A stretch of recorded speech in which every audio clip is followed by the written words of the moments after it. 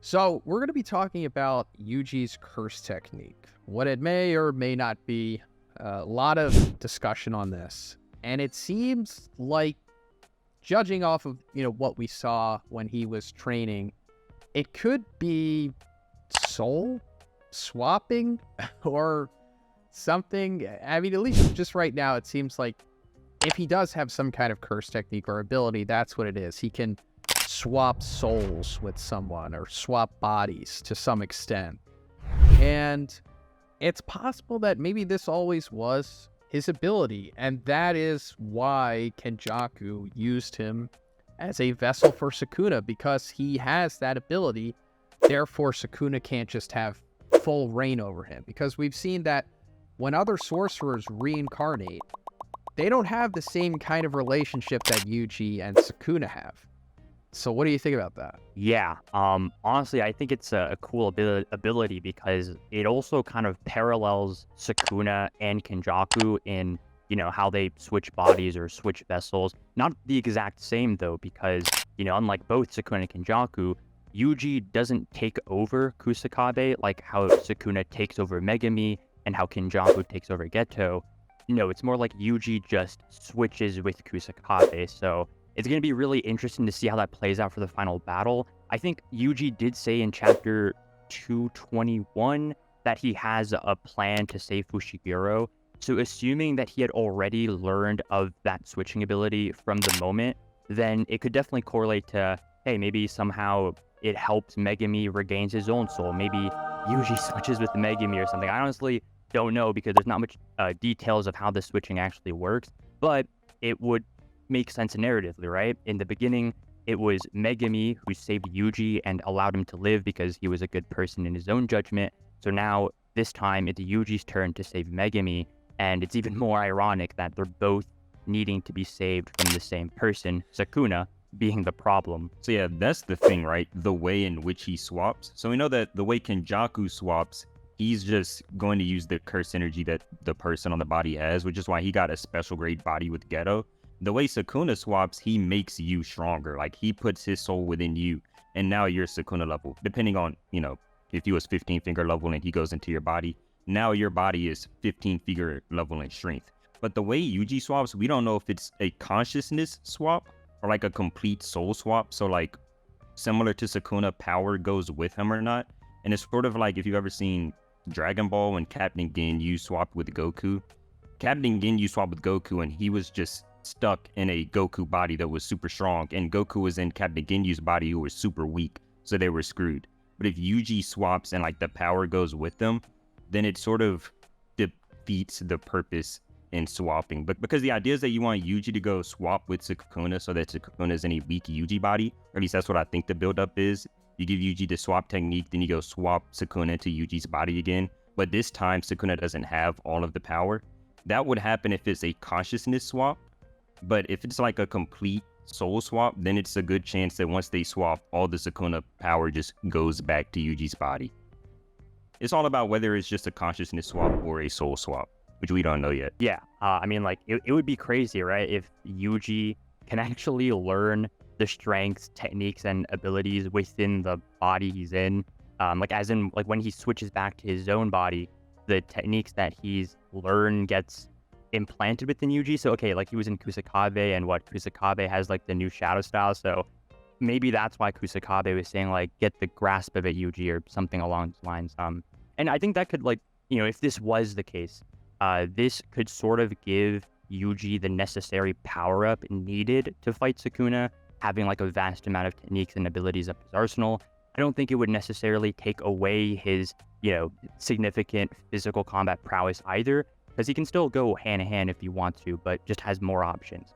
But yeah, no, that's my thoughts on Yuji's power up. But first, let's talk about the sponsor of this video, Phantom. The Phantom wallet was designed with security in mind while still allowing easy access to all your cards. These ultra-thin wallets are the perfect solution if you're looking to downsize your big old bulky wallet. Guys, I love the Phantom wallet. They're so aesthetic, and the mechanism that pops your cards is so smooth. But another reason why I absolutely love the Phantom wallet is because of their modular attachments. To the Phantom X wallet, you can add one of 7 attachments like a coin holder, cash holder, ID holder, silicone band, AirTag holder, key holder, and smart tracker. Now for me, I got the Phantom X with the key holder modular attachment, and this is absolutely a game changer. I don't have to carry around a keychain and a wallet anymore because they're all together. Now for my girlfriend, I got the Phantom X with the regular size, which holds up to 13 cards because she has like a lot more stuff than me that she needs to carry. And she also got the cash holder modular attachment on hers and works seamlessly. So guys, if you're interested in changing your wallet game forever, check out the Phantom wallet. Link will be in the description. There's also free US shipping for orders over $45 and free Canada and US shipping for Phantom X wallets. Thanks, guys. The interesting thing about Yuji is that Kenjaku never lied when he said that Yuji is a vessel. He is the most powerful vessel alive. He can eat anything. It took a spirit as strong as Sukuna's to not get obliterated instantly. Because Gege stated that once he eats anything that's like a normal cursed object, if it's not as strong as something like Sukuna, he just gains power from it. He obliterates the essence inside and absorbs cursed energy.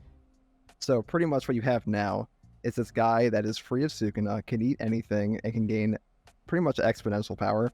Whether or not the actual technique from Kusakabe is unique to Kusakabe or something new from Yuji, I expect something with the soul either way, because as we go more into JJK, the soul keeps coming up more and more, and now we have like a book on it and all this other stuff. Yeah, that's what makes me think, at least, that this has something to do with the soul, because it's brought up in chapter 220 after we see Choso give Yuji Tsukumo's notes or research. He says records of soul research that Tsukumo left along with the back of the prison realm.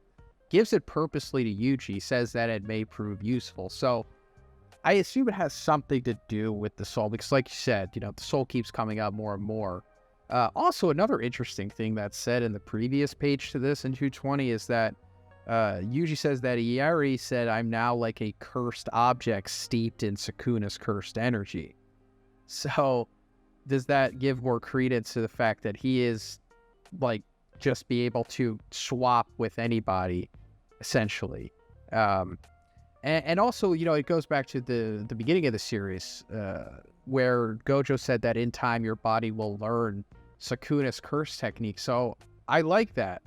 What we were talking about earlier, how, you know, if you go into his body, then he learns your curse technique and then he comes back to it and now he has it. And now, I don't know, he has like multiple curse techniques or something, which is still fringe because of what Kenjaku said about the brain being able to only handle so much. But Yuji is a beast, as we just said, so maybe he's above that rule possibly. But I guess actually, Zhoniin, to add on what you were saying, it just reminded me. So yeah, like when Gojo said that Yuji was gonna inherit Sukuna's techniques one day, I'm just thinking like, wait, but how would Gojo know that? Or how would Gojo know that? How would he know? And I'm thinking maybe it's like his sixth eyes, because we know in the past arc, his sixth eyes was able to figure out how that paper bagman's curse technique exactly worked, just like upon looking at him.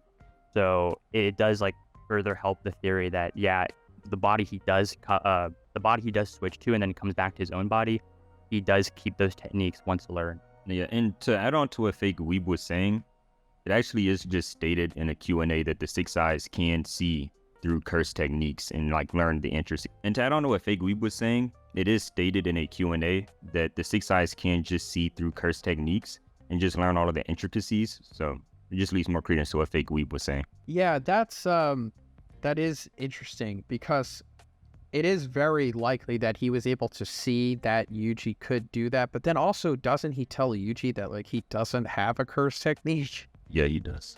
So it's like, yeah. Yeah, no, it's weird. Maybe like he was directly referring to like Yuji doesn't, I don't know, like he doesn't really have an innate technique, but yeah, I honestly don't know. It's really confusing. Yeah, I know. It's like either it's like suppressed or something and he can't see it with the six eyes somehow. What were you going to say, Shinobi? Whether or not he can actually see the full curse technique, it did seem like when Megami knew that the cursed object could incarnate, so I doubt that Sukuna is the only sorcerer in history to have incarnated before, and they generally know that, okay, once somebody incarnates, maybe somebody got a curse technique in the past. That is possible.